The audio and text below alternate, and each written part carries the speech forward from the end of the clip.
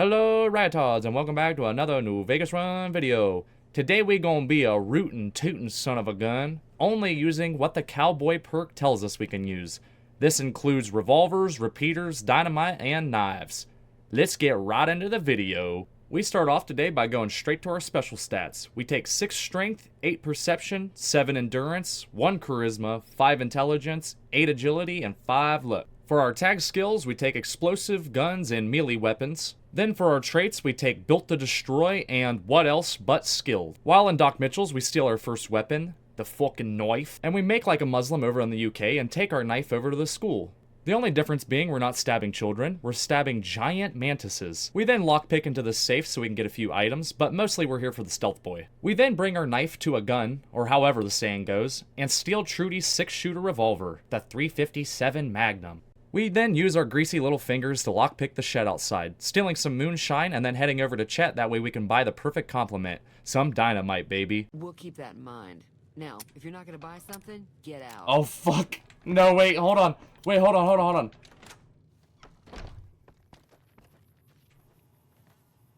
You know what? We'll follow you. We got all the time in the world, baby. After we forget about the #1 rule of gunslinging, keep your gun loaded, we follow Joe Cobb over to his standing spot. With Joe Cobb out of the way, we go around Good Springs telling everybody to help us out, please. But mostly we just want Easy Pete's dynamite. Sonny smiles, then hands us said dynamite, and we go down and blow off their heads with our 357 Magnum, never even touching the dynamite. Alright, now we are a true motherfucking cowboy. Bonk, bonk, bonk.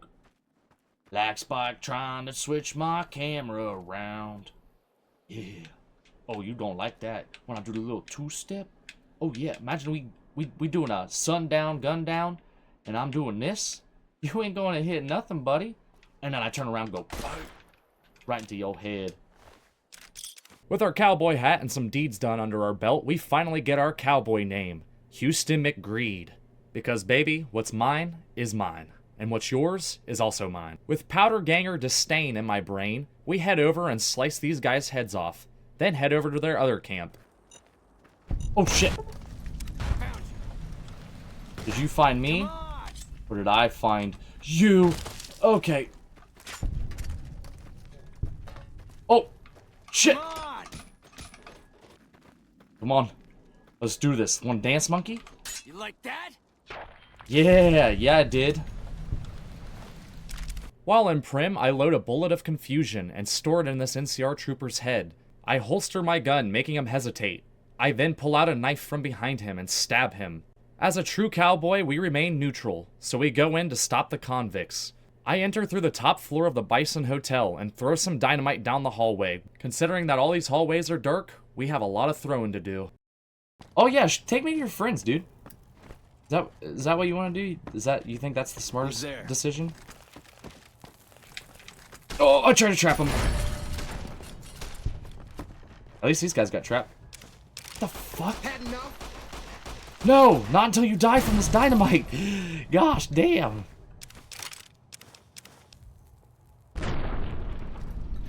Alright. We'll take that. You are... Oh, nope. You. Found you. Hey! Hey. You like that?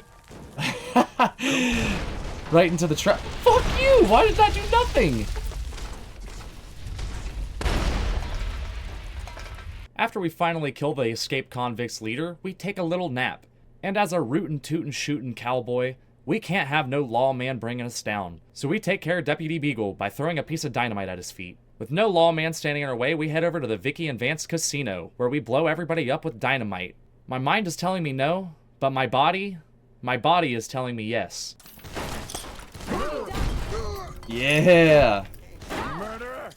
You murderer!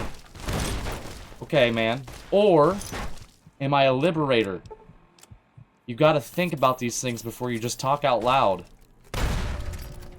Don't be like me, man. Johnson Nash, don't do this, my guy. You a homie. Okay, you dead now. Murderer! Nice. And boop. With everyone in Prim dead, there's only one more that carries their name, Prim Slim. And as a reward for killing Prim Slim, we level up to level 4, leveling up a little bit of this and a little bit of that, but mostly just taking the educated perk. Our next goal is to play both sides, that way we always come out on top. So we go talk to Vulpus and tell him that we'll do whatever he wants, man. I even suck yo dick, dude. Boxcars is a dick. So we stab a knife into his kidney and head upstairs. The only problem is Oliver Swanwick thought it was a very good idea to jump scare me. Can't remember if there's actually anything. Yeah, Oh shit! I won the lottery. That scared the I did fuck it. out of me. Smell that air. Why did you follow me in here, dude? Are you okay? I'm hit. Dude, that's crazy. I didn't know he'd follow you in here. Well, anyways, back to playing both sides. We talk to Sergeant Kilborn, getting us some XP. Then we go talk to Ranger Ghost, getting us some XP. And then I thought, hey, you know what? Ranger Ghost has a repeating rifle. Alright, do a little save. Because we're a pussy and we're a little bitch and we're gonna bitch out. What do you think you're doing? Did you even tell? Alright. Oh, we are in now. We got our new fucking weapon. Oh, shit. We could have just bought a cowboy repeater. After seeing we caused a needless death, we head over to Ranger Jackson, where he gives us a mission to take out some ants. While taking on those said ants, Malcolm Holmes decides it's a good idea to interrupt me, actually giving me a little bit of a jump scare. And if you go off what I did to Oliver Swanwick, I think you know what's about to happen here. We then get some XP and weapon repair kits from Ranger Jackson for completing our mission. I then head into Ratfucker Cave, aka Brock Flower Cave, where we, fuck some rats up with our 6-shooter. After clearing out the bottom of Brock Flower Cave and finding nothing but rats to fuck up, we head upstairs where we find even more giant rats to fuck up. Well, actually, this time the only thing getting fucked is my game, because when I try to go into vats, this giant rat has all the opportunity in the world to eat my dick. I did think, this is it. Please, no, don't do it. And then I got out of it. And then I tried vats again, and got fucked up again. Don't. Why? Why? You fucked me twice?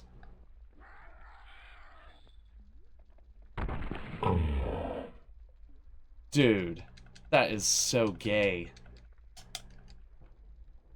I'm frantically clicking the Pip-Boy. Oh my gosh, dude, that was so stupid. Bruh. Goodness. After that entire ordeal, our reward is the Rat Slayer, which we can't use because it's bold action and not repeating. At least we know it's here for if we ever do a Rat Slayer only run. After that entire ordeal, we make it to Novak, and I figure with sins weighing heavy on our hurt, we'd go ahead and help Boone out. So we pick Jeannie Mae's safe and get the bill of sale, then head over to Cliff and steal that gun, before making our way over to Boone. Unfortunately for us, however, he recognizes that we're a piece of shit to the NCR and will not have anything to do with us. And unfortunately, we don't have any NCR armor on us, so all that did was piss us off. We then pull out our knife, get down on our knees, and stab Boone in the back. Guns would be too loud and a lot less painful, so we just go ahead and stab him to death with this. Not wanting to fuck around in Novak any longer, especially since they don't really like me, I head over to the Viper Gang ambush, where I blow this guy's head off, take his leather reinforced armor, and then proceed to do the same thing to his friends. I didn't know that they both had heavy armor on them, damn. Even though we used the Mysterious Magnum last run, I figured that we'd still use it again because it's very cowboy, but we wouldn't go with the Ranger Sequoia, so that's off the table. With enough blood on our hands to lubricate the entire side of a mountain, and knowing a pardon's coming our way, we head over to Boulder City and kill Private Kowalski. This gives us the juice that we need to become a true cowboy, by taking the Cowboy perk. Even though we just leveled up, I need more XP. More juice, if you will. So we wring it out of Lieutenant Monroe's neck. And then we head into the Boulder City ruins and do the same to all the NCR troopers that were in there. Luckily, the Great Khans gave us a little bit of backup, making it very easy to get all of the kills here. I made a little oopsie daisies when I committed a war crime by killing the NCR troopers that were tied up. And go figure, the Great Khans did not like that concept.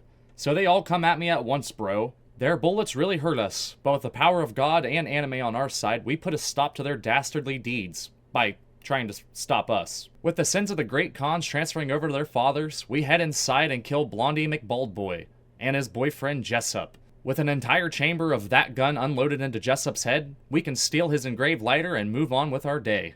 And let me tell you something, brother. What a day it was. As we head over to the sacked caravan, we grab some combat armor. Then my brain made a discovery. There is a lever-action shotgun in our inventory.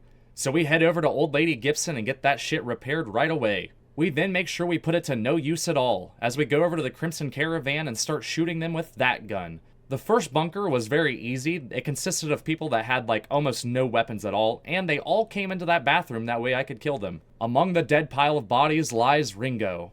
Rest in piss, my friend. Rest in piss. Don't worry though, wherever Ringo goes, the entire Crimson Caravan will go. So we head over to the other bunker and put down Alice McLafferty. Her squad of gooners tries to stop us, but they don't fare any better, as we put them all down with the Cowboy repeater. With the death of the Crimson Caravan at hand, we finally are ready to put justice to an end by getting that pardon. So we head over to the New Vegas gates, talk to Mr. House, that way we can get a little bit extra caps out of the platinum chip we're going to give him. Then head over to the tops with a combat knife, that way we can put an end to Swank and Co. Each one of them feeling the agonizing death of a combat knife to the chest. Benny's death plays out a little bit different, however. He put 2 bullets in my head, so we put 5 bullets in his back, crushing his spinal column with a .357 Magnum as we watch him slump over. We then do our job as a delivery boy and bring Mr. House's platinum chip. After his robot documentary, he hands us back the platinum chip. This was his biggest mistake yet, because this little cowboy knows a thing or two about computers. We hack through Mr. House's security, make our way to the basement, and give him a dignified death by taking 2 bullets to the stomach. With Mr. House out of the way, we're gonna build up to the endgame. We go over to talk to Yaman, and then he tells us to get to know these dirty, savage tribes. Before we go get to know these dirty little tribes, though, we go talk to Jules, and tell him that we know guns, nice shiny gun. And then we know survival. I am one with the land. He's so impressed by this that he gives us a speech, along with a new ammo recipe. Listen, warrior, there are 2 kinds of folks. You load your gun like an ordinary man, or you load it like a devil. We ain't ordinary, are we? See, I pack good brass up with slow-burning powder, then cap it with a heavy semi-wad cutter bullet. That's how you make .44 ammo that'll put the fear of the heavens on any waster that dare cross your path. Oh, hell yeah, man. Since we don't have 75 repair right this second, we take a little pit stop running through the mortar field.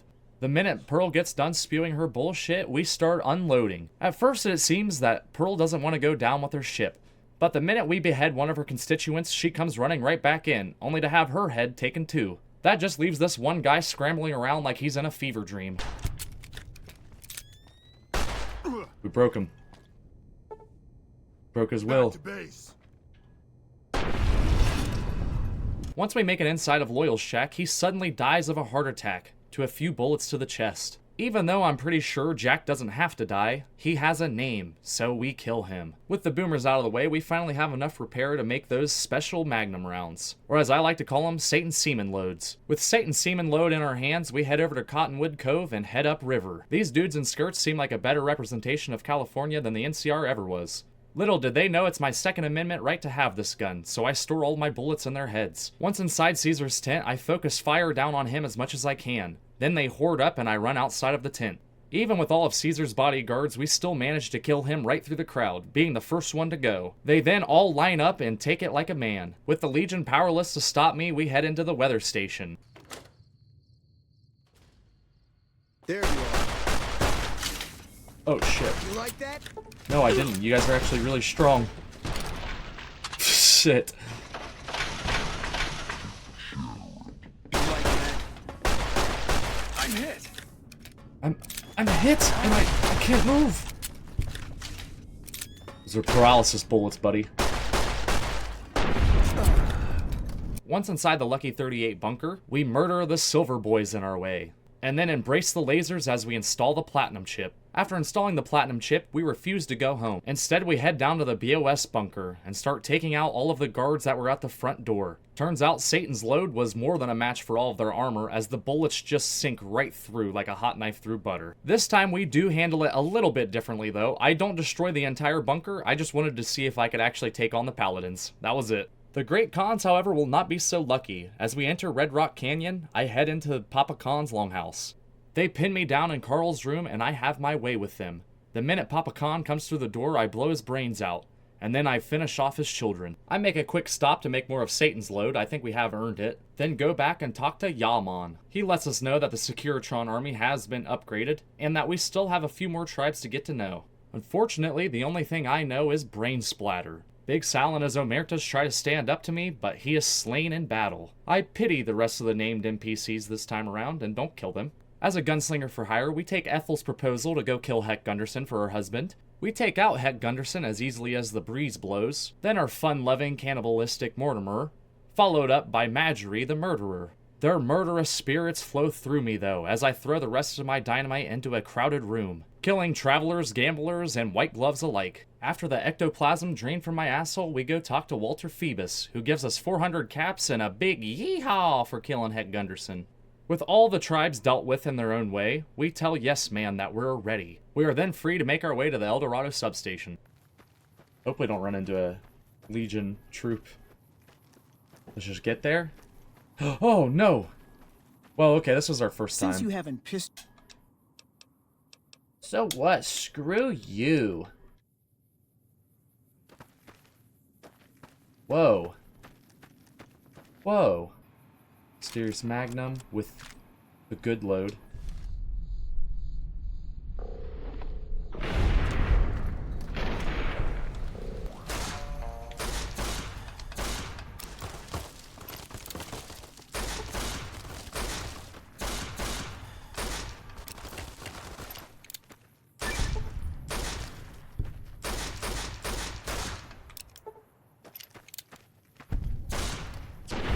Ha, hell yeah, dude.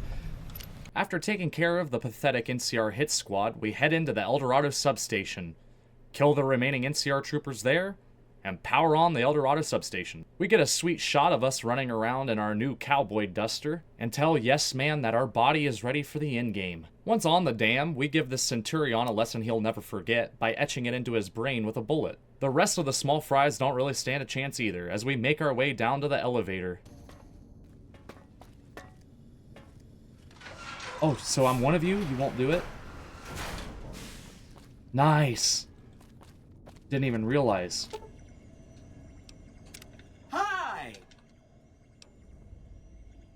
After sending power to the fort, we go ahead and flip the switch, and now we're ready to bust some gooners. Those gooners didn't stand a chance, however, because my Securitron army sends them personalized butt plugs in the form of a rocket. Alright, too bad we won't have a robot going in here, but... them's the brakes. The fuck are you shooting at, dude? Once inside the gate, the Legion send their best troopers towards us, as they run into a wall of bullets, with nothing but unarmed weapons. We decide not to even try talking to Legate Lanius, as we unload our Cowboy repeater multiple times into his skull. This would have worked, but however, he's a coward. And then you'll see what happens next. Alright, let's use... everything.